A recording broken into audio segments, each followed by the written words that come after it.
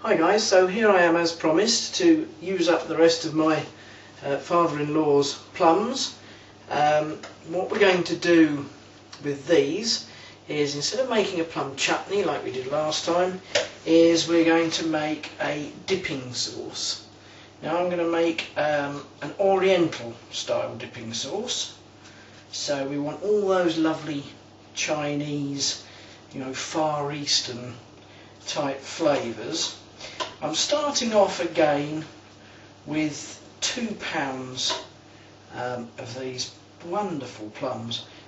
Since I made the last video for you, they've sat in the bag and they've got even riper, and the juice is absolutely falling out of them, as you can. I don't know whether you can see that, but it's all over my hands. And so, I've got high hopes that this is going to make some very nice plum dipping sauce. So I have in there now, you can see the juice, I have in there now two pounds of the plums.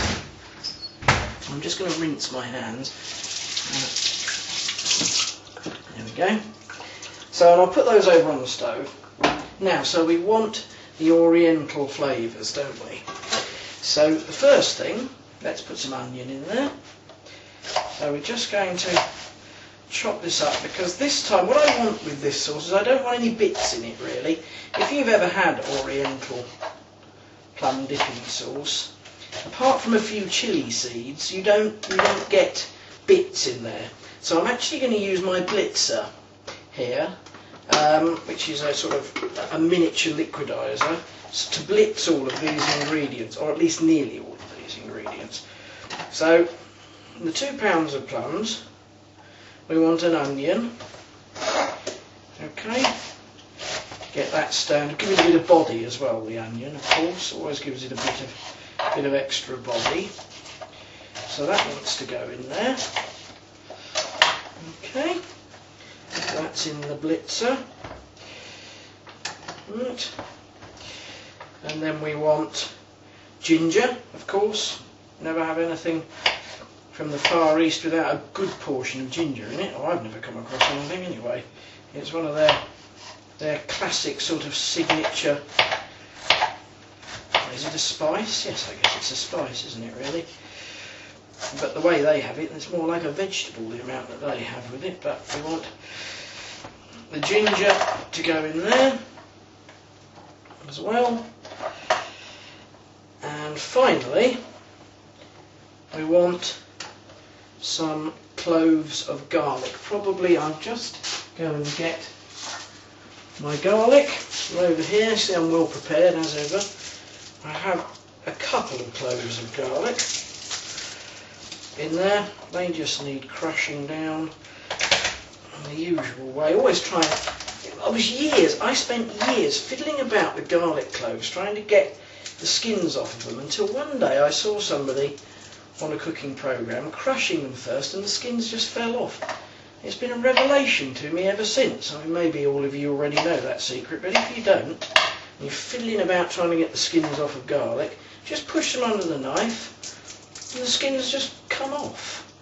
I tell you, it was a complete eye-opener to me, and makes life much, much quicker. So there we are. Chop that up roughly, and there's all the solid ingredients. Now I'm going to run that round in my blitzer, so I suggest you probably cover your ears at this moment. Get the lid on. Ah yes, I know what's missing.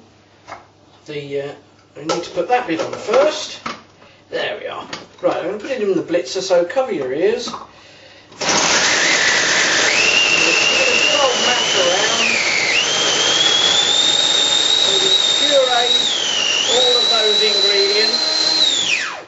There we are. That should be pureed sufficiently. By the time they then cook down, there we go, that's a nice. They should then cook down and go clear within the plum ingredients. And that just wants the middle taking out of there, knocking off. This is a great device. I haven't had it long, but it's made a huge difference to my making of these things. So we take that out. That that's all now finely chopped. That all wants to go in the saucepan. There we go. Get all that out of there. Okay, so that's all the solid ingredients that have gone in. Apart from, we need a cupful or 8 ounces of sugar. I'm going to use white sugar. I'm going to use white sugar again, the same reasons I use the white sugar in the plum chutney. So I want to try and maintain that lovely purple colour of the plum, of this dipping sauce. Even more important, I think, probably than it is for the chutney. So brown sugar, no good. It would just end up a horrible dark brown colour. So I'm just using ordinary white refined cane sugar. 8 ounces of that goes in. Okay. And then we're going to have a 250 millilitres, which is 9 fluid ounces. For those who still work in Imperial, or you guys in America, 9 fluid ounces. So that's 250 millilitres, which is on here somewhere. That's a quarter of a litre, isn't it? 250 millilitres of this glorious coloured red wine vinegar. That's going to go in there. Okay. And then these are the 2 ingredients. I want to get the Chinese, the Oriental flavours. I want some sesame oil, and I want a bit of soy sauce. I think a light soy sauce, because again, you know, the soy sauce could easily make this go dark brown. So I think we probably want probably a teaspoon, maybe 2 teaspoons of the sesame oil. I'll put 2 teaspoons in here, I think, looking at the... I think probably 2 teaspoons of the sesame oil. Of course, all this is going to be written up on my blog. You know me, I go, you know, I kind of do things a lot by eye. It's all the fun of it, in my opinion. Now, I have a look in the saucepan, I think, there's about that much stuff in there, and I can kind of picture, I don't know how, but I can kind of picture the flavours in my head, and I think, that's probably be enough. So I think 2 teaspoons of sesame oil will be enough. Soy, probably a bit more soy. So I think we'll probably go for, I'll tell you what, we'll start off with 2, and while I'm away and this is cooking up, I'll taste it, and I'll come back to you and tell you if I've added any more. Sneaking suspicion, I might have to add a bit more soy. Don't think I'll be adding any more of the sesame. Now, 2 last things. Chilli, I didn't grind that up because it's mighty hot, this bird's eye chilli. All I'm going to do with that is I'm going to take half of it, I think, and I'm just going to open it up, okay, down the middle, so as all those juices can get in and take the flavour of the chilli. I'm just going to put it in there, and I'm going to hunt it out at the end and get it out of the mixture when it's all boiled up. That's that. And then the last thing, obviously, some salt. And all I do is I've got this lovely jar full of sea salt, and I just normally get a handful like that, and that, probably a tiny bit more. If you want to be exact, I guess that was probably a tablespoon of good sea salt. Always use sea salt, never ever use you know, the processed dry, the Saxo type, your table salt. Don't bother with that. Always sea salt. And there you are. That's all the ingredients in there. Now what I'm going to do is I'm going to boil it up. It's probably going to take, those plums are very juicy, so it might not take too long. Somewhere between half an hour, maybe a tiny bit longer, I don't know.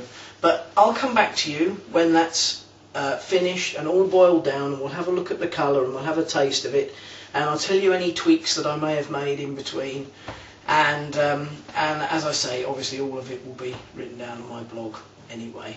So I'll see you when that's boiled up and we can have a look and see what it tastes like. So till then, bye.